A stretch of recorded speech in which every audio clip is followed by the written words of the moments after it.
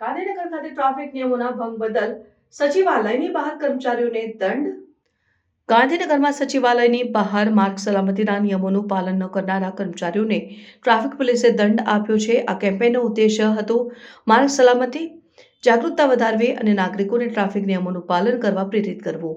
RTO અને traffic police દ્વારા સંયુક્ત રીતે હાથ ધરાયેલા આ સરપ્રાઇઝ ચેકિંગ દરમિયાન હેલ્મેટ અને સીટ બેલ્ટ ન પહેરનારા 40 કર્મચારીઓને દંડ કરાયો. માર્ગ સલામતી સપ્તાહ અંતર્ગત આ અભિયાન ચલાવાયું, જેમાં લોકોની સલામતી અને માર્ગ સલામતીના નિયમોના પાલન પર વિશેષ ધ્યાન આપવામાં આવ્યું. આરટીઓ અને ટ્રાફિક પોલીસ દ્વારા આ પ્રકારના ચેકિંગના અભિયાનને કારણે લોકોમાં ટ્રાફિક નિયમોનું મહત્વ અને તેની જાગૃતિ વધારવામાં મદદ મળી છે.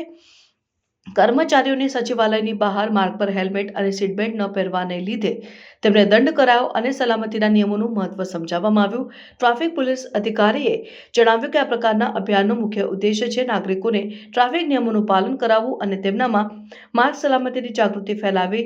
તેમણે વધુમાં જણાવ્યું કે કર્મચારીઓ માટે હેલ્મેટ અને સીટ બેલ્ટ પહેરવો જરૂરી છે, જેથી માર્ગ અકસ્માતોની સંખ્યામાં ઘટાડો કરી શકાય અને જીવનની સુરક્ષા જાળવી શકાય. આરટીઓના અધિકારીએ પણ આ અભિયાનને લગતો સમર્થન અને પ્રોત્સાહન આપ્યું. તેમણે જણાવ્યું કે ટ્રાફિક નિયમોના ભંગ બદલ કાર્યો કરવા અને નાગરિકોને સંજોગોની માહિતી પૂરી પાડવામાં આવી રહી છે. આ અભિયાન દ્વારા નાગરિકોને આ પ્રકારના અભિયાનમાં ભાગ લેવાની અને સલામતીના નિયમોને પાલન કરવાની પ્રેરણા આપવામાં આવી રહી છે.